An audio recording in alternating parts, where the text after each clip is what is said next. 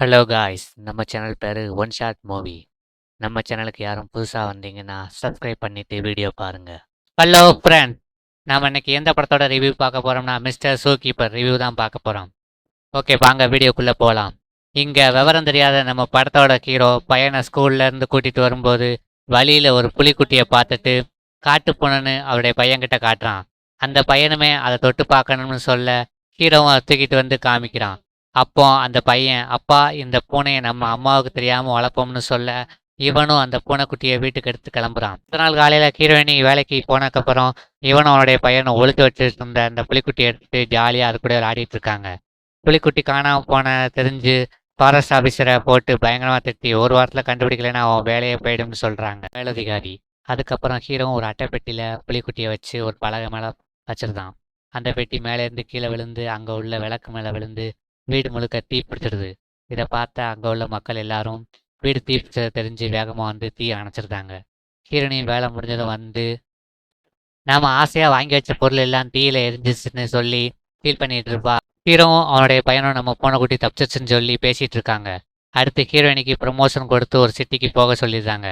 நம்ம ஹீரோயினையும் ஹீரோவை தனியாக விட்டுட்டு போகக்கூடாதுக்காக அவங்க ரெண்டு பேரையும் சிட்டிக்கு கூட்டிட்டு போகிற சமயத்தில் அங்கே உள்ளவங்க கிட்ட நாங்கள் வர்ற வரைக்கும் இந்த பொண்ணுக்குட்டியை பத்திரமா பார்த்துக்கோன்னு சொல்லி கிளம்பிட்டாரு நம்ம ஹீரோ. ஹீரோயினிக்கு ட்ரைனிங்லாம் முடிஞ்சு ஒரு மாதத்துக்கு அப்புறம் திரும்ப ஊருக்கு வர்றாங்க. இவனும் வேக வேகமாக கிளம்பி அந்த பூனைக்குட்டியை பார்க்க போகிறான். அதுக்கப்புறம் தான் தெரிய வருது நம்ம ஹீரோவுக்கு அது பூனைக்குட்டி இல்லை புலிக்குட்டின்னு. இவனும் என்ன பண்ணுறன்னு தெரியாமல் நடந்த விஷயத்தை எல்லாத்தையும் ஹீரோயின் கிட்ட சொல்ல ஹீரோயினியும் நீ தான் எடுத்துட்டு வந்தன்னு யாருக்குமே தெரியாது, அதனால் இதை இப்படியே விட்டுருன்னு சொல்கிறா. அப்போ பார்த்து அந்த புலியை பார்த்துக்கிட்டவன் இவன் அந்த புலிக்கு மணி கட்டி விட்டதை வீடியோ எடுத்து வச்சுக்கிட்டு ஒழுங்காக கூட்டிகிட்டு போன்னு சொல்கிறான். ஹீரோவும் ஹீரோயினியும் போய் நைட்டு அந்த வீட்டில் தங்கிக்கிட்டு அந்த புலிக்குட்டி ஒரு பேக்குள்ளே போட்டு காட்டுக்குள்ளே விடணும்னு கிளம்புறாங்க.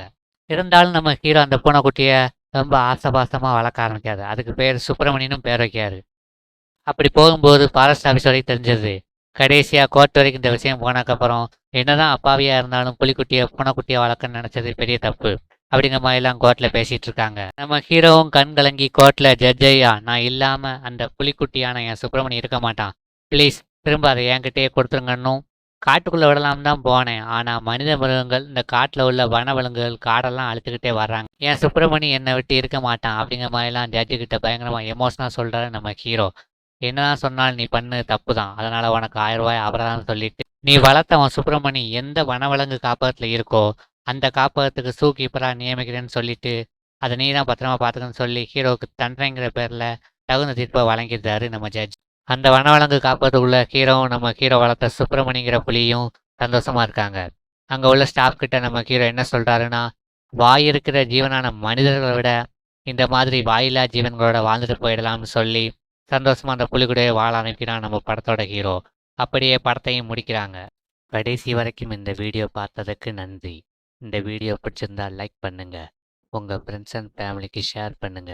இந்த முழு படத்தையும் பார்த்துட்டு உங்களுடைய கருத்தை எனக்கு கமெண்ட் பண்ணுங்க. Thank you for watching.